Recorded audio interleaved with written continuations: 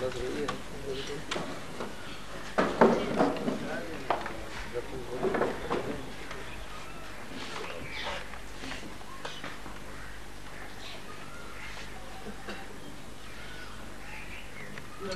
بعد فاعوذ باللہ من الشیطان الرجیم بسم اللہ الرحمن الرحیم ما كان محمد ابا احد من رجالکم ولکن رسول اللہ وخاتم النبیین وکان اللہ بكل شیء علیما اللہم صلی علی محمد وعلی آل محمد کما صلیت علی ابراہیم وعلی آل ابراہیم انک حمید مجید اللہم بارک علی محمد وعلی آل محمد کما بارکت علی ابراہیم وعلی آل ابراہیم انک حمید مجید۔ میرے نہایت واجب الاحترام بزرگوں، مسلک اہل سنت والجماعت سے تعلق رکھنے والے حضور نوجوان دوستوں اور بھائیوں، اللہ رب العزت نے حضرت آدم علیہ السلام سے لے کر خاتم الانبیاء محمد عربی صلی اللہ علیہ وسلم تک 1,24,000 کم و بیش انبیاء علیہ السلام کو مبعوث فرمایا انسان کی ہدایت کے لیے۔ خاتم الانبیاء محمد عربی صلی اللہ علیہ وسلم اور دیگر انبیاء علیہ السلام کے مابین ایک فرق یہ ہے کہ پہلے انبیاء کی نبوت محدود تھی، ہمارے پیغمبر کی نبوت غیر محدود ہے علم انسانی کے اعتبار سے۔ پہلے گزشتہ جس قدر انبیاء آئے، کوئی ایک بستی، ایک قوم، ایک برادری، ایک شہر، ایک وقت تک کے لیے نبی تھا، اور ہمارے محمد عربی صلی اللہ علیہ وسلم اقوام عالم کے نبی ہیں، تمام جہانوں کے نبی ہیں، اور رسول اکرم صلی اللہ علیہ وسلم کی نبوت علم انسانی کے اعتبار سے غیر محدود ہے، قیامت تک آنے والے ایک ایک انسان کے نبی ہیں۔ گزشتہ انبیاء علیہ السلام کو جس قدر مسائل پیش آتے، اللہ نبی کے ذریعے اس امت کو سارے مسائل اکٹھے عطا فرما دیں۔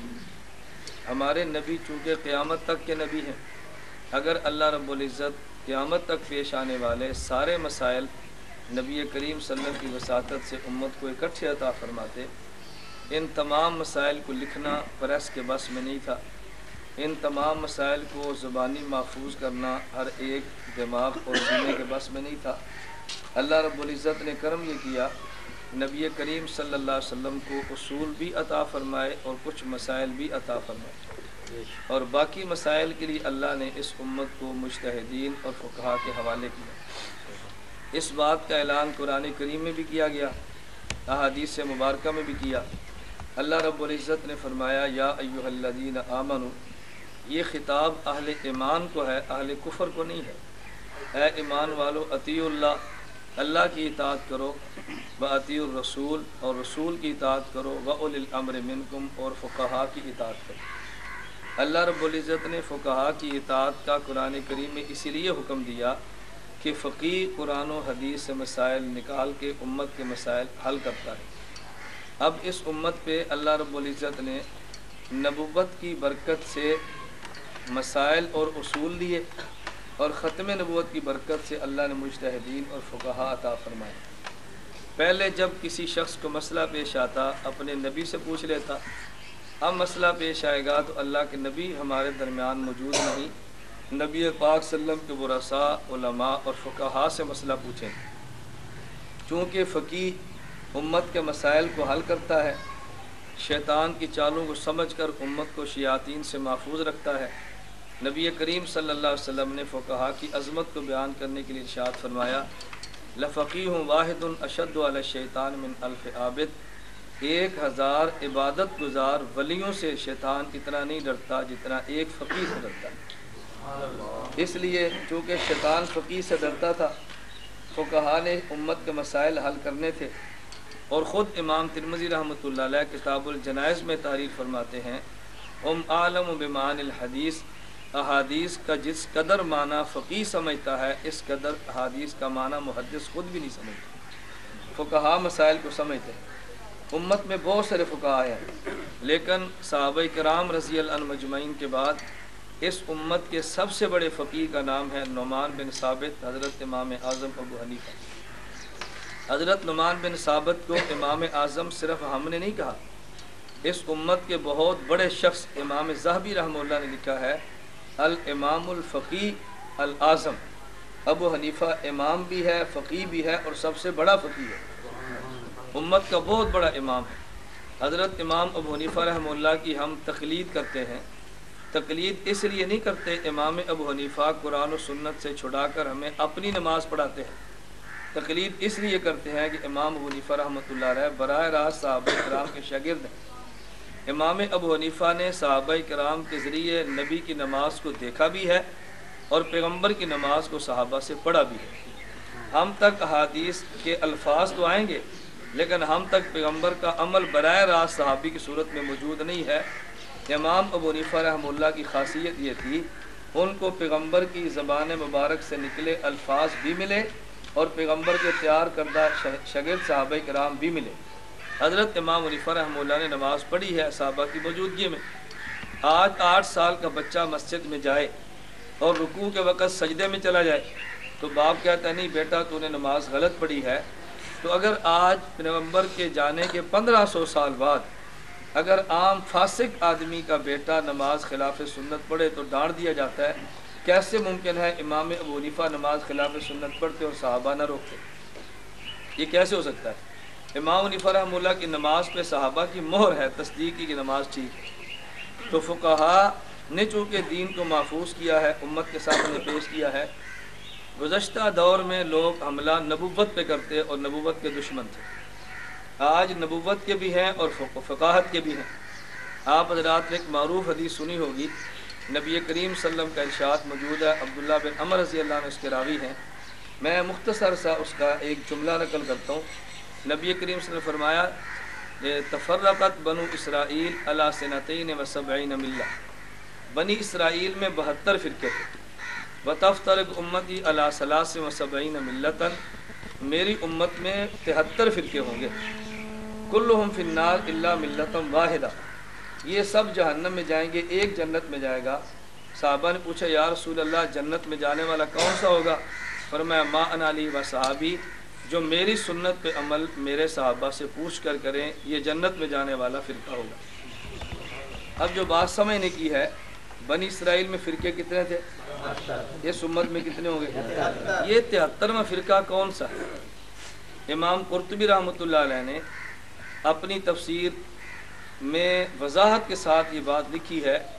امام قرطبی رحمہ اللہ نے ان ھذا صراط المستقیم فاتبعوہ کتاب، امام قرطبی فرماتے ہیں ان الفرقۃ التی زادت فی فرق امت محمد صلی اللہ علیہ وسلم، یہ جو ایک فرقہ اس امت میں زائد ہوا، قال بعض العارفین الذین هم یعادون العلماء ویبغضون الفقہاء، 73واں فرقہ وہ ہے جو علماء سے عداوت رکھتا ہے اور فقہاء سے بغض رکھتا ہے۔ پہلے مسئلے کون بتاتا؟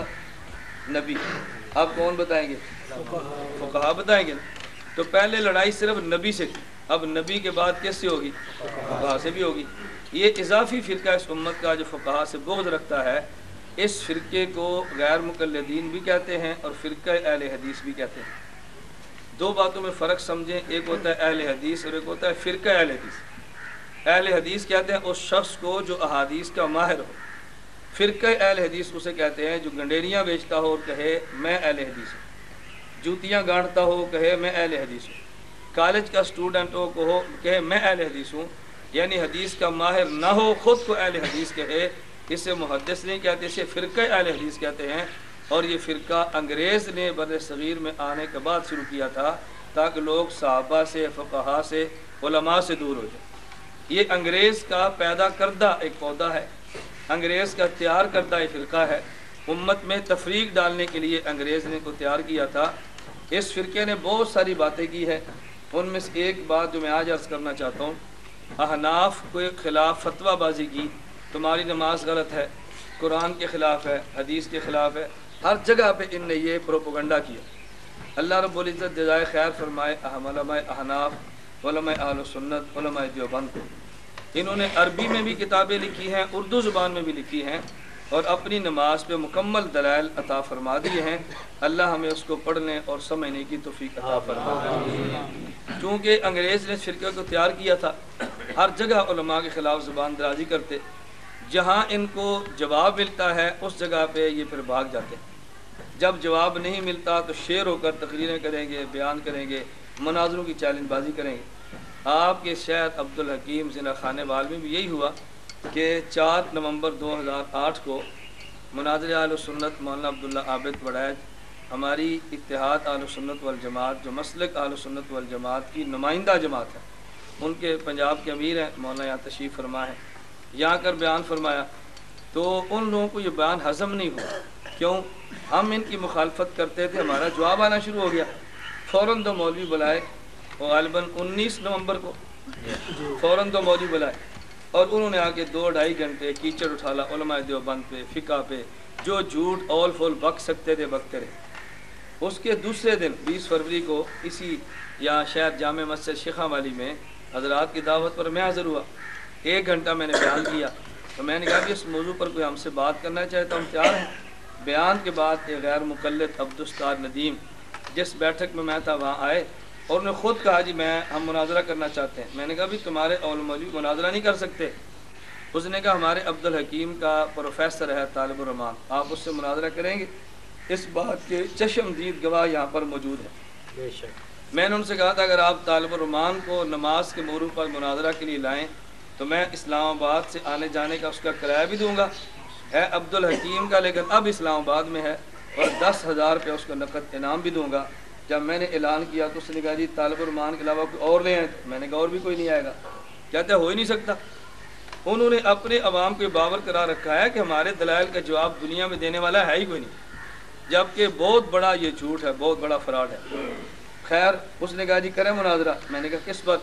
ہماری بات چل رہی تھی تو میں نے کہا بھی تم ہماری نماز پہ اعتراض کرتے ہو جبکہ تم اپنی نماز قرآن حدیث سے ثابت نہیں کر سکتے۔ کہا جی کر سکتے ہیں۔ میں نے کہا میں تمہیں تحریر لکھ کر دیتا ہوں، تم اپنے علماء کی خدمت میں تحریر جا کر پیش کرو۔ میں نے یہ تحریر لکھ کے دی ہے، غیر مقلدین تکبیر تحریمہ سے لے کر سلام تک مکمل نماز ما احکام یعنی فرض، واجب، سنت ہونا قرآن کریم اور حدیث صحیح مرفوع سے ثابت نہیں کر سکتے۔ یہ میں نے تحریر لکھی ہے اور اس تحریر پر میں نے دستخط بھی کی۔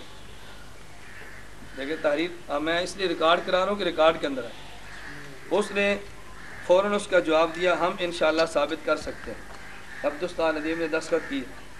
پھر آگے فریقین کی مرضی سے تاریخ طے ہوئی 4 جنوری، وقت طے ہوا 11 بجے، مقام طے ہوا جناح کالج نس صابری مسجد عبدالحکیم ضلع خانے وال۔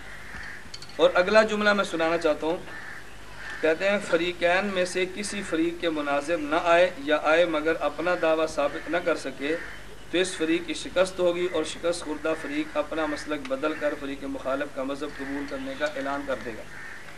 یہ مناظرہ اہل سنت والجماعت اور غیر مقلدین کے درمیان ہوگا۔ یہ تحریر ہماری موجود ہے، تحریر بھی مکمل ہے، ہوگی ریکارڈ یہ کرو۔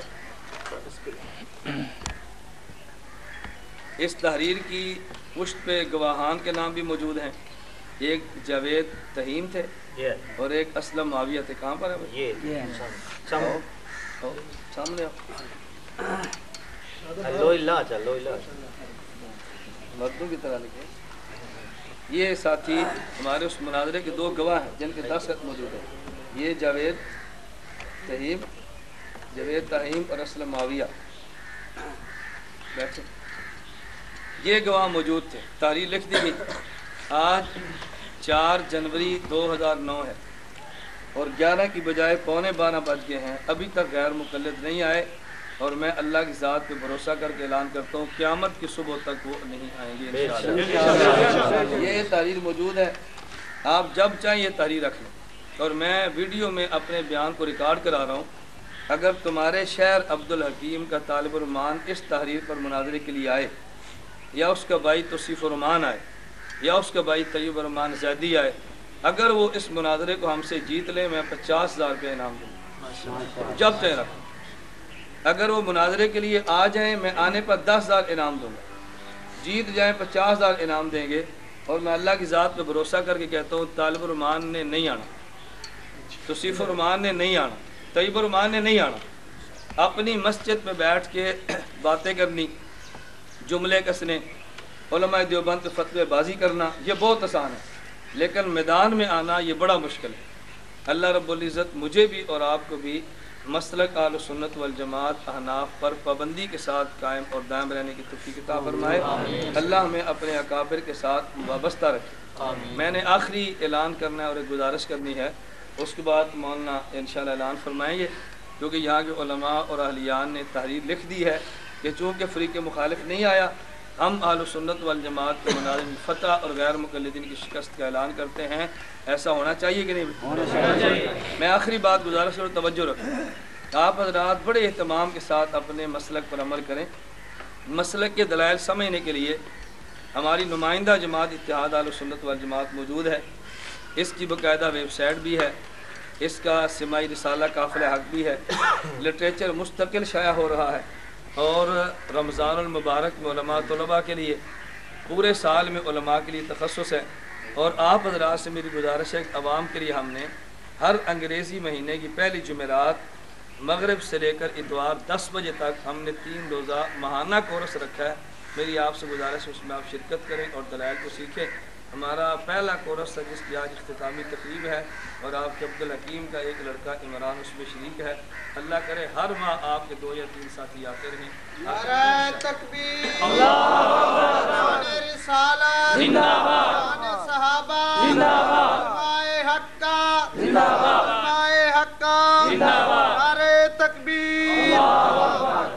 اللہ پاک مجھے بھی اور آپ کو بھی مسلک اہل سنت والجماعت پر عمل کرنے کی توفیق عطا فرمائے۔ چیلنج بازیاں آسان ہیں، تھانے میں جا کر رپورٹیں کرنا آسان ہے، پابندیوں کے لیے پولیس سے رابطے کرنے بہت آسان ہے، لیکن میدان میں آ کر کام کرنا بڑا مشکل ہے۔ اللہ ہم سب کو عافیت کے ساتھ دین کا کام کرنے کی توفیق۔ آمین۔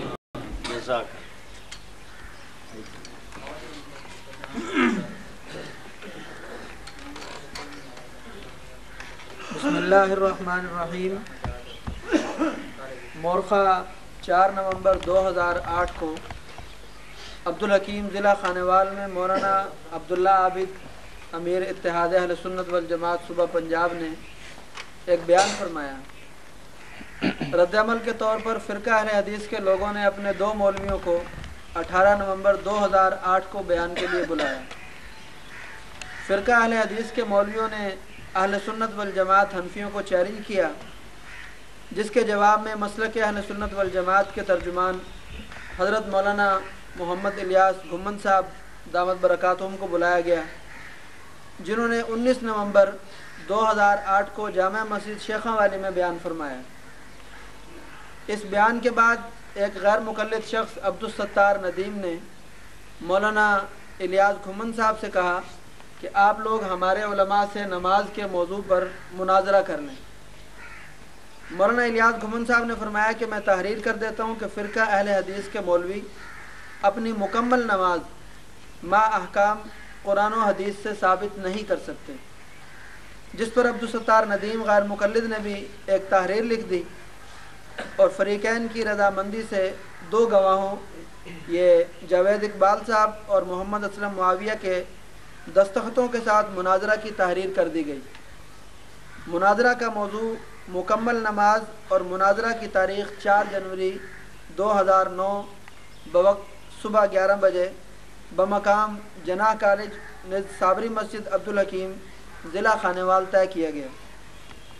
وقت مقررہ پر جناح کالج میں مناظر اہل سنت اور متکلم اسلام حضرت مولانا محمد الیاس گھمن صاحب اور مولانا عبداللہ عابد صاحب، مولانا محمد عمران سلفی صاحب تشریف لے آئے، جبکہ فرقہ اہل حدیث کے مولوی مناظر اور کوئی بھی سامع وقت پر نہ پہنچ سکا، اور غیر مقلدین سے جب رابطہ کیا گیا تو انہوں نے کہا کہ ہم مناظرہ کے لیے تیار نہیں ہیں۔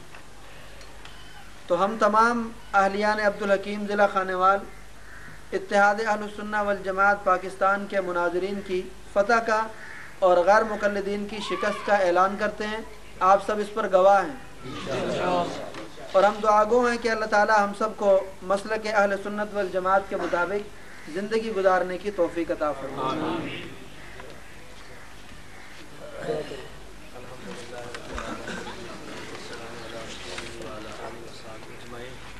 اے اللہ اللہ ہم سب کے گناہوں کو معاف فرما دے، اے اللہ خطاؤں سے درگزر فرما دے، اے اللہ تو بیماروں کو صحت عطا فرما دے، اے اللہ ہماری جائز حاجات کو پورا فرما دے، عافیت کے ساتھ دین کا کام کرنے کی توفیق عطا فرما، اے اللہ تو شرور سے محفوظ فرما، فتنوں سے محفوظ فرما، وسوسوں سے محفوظ فرما، نبی کریم صلی اللہ علیہ وسلم کو اتباع کی توفیق عطا فرما، روز محشر خاتم الانبیاء صلی اللہ علیہ وسلم کی شفاعت نصیب فرما، صلی اللہ تعالی علی رسولی خیر خلقہ محمد و آلہ وصحبہ اجمعین بالرضا۔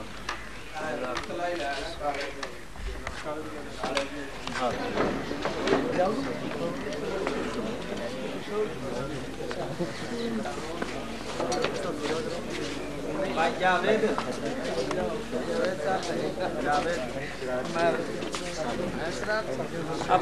ہاں بھائی سارے آپ بیٹھے ٹھہر جاؤ، ویڈیو نہ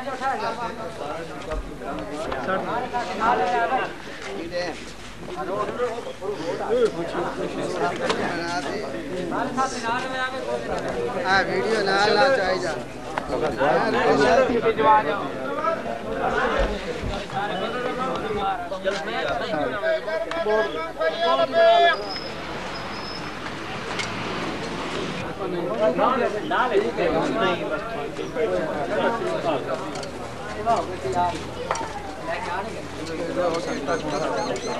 نال ہی اپوائنٹمنٹ لگنا کچھ بنا جب مار کے سائڈ تمہاری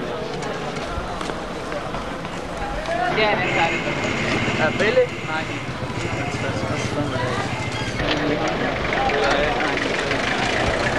ختم نہیں ہو گیا، بھائی ٹھیک آ گئے تھا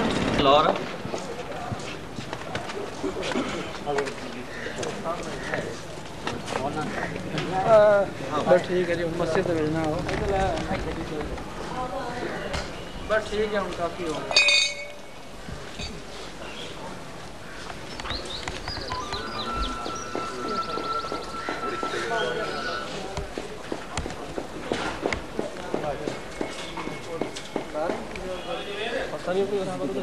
کرا ہے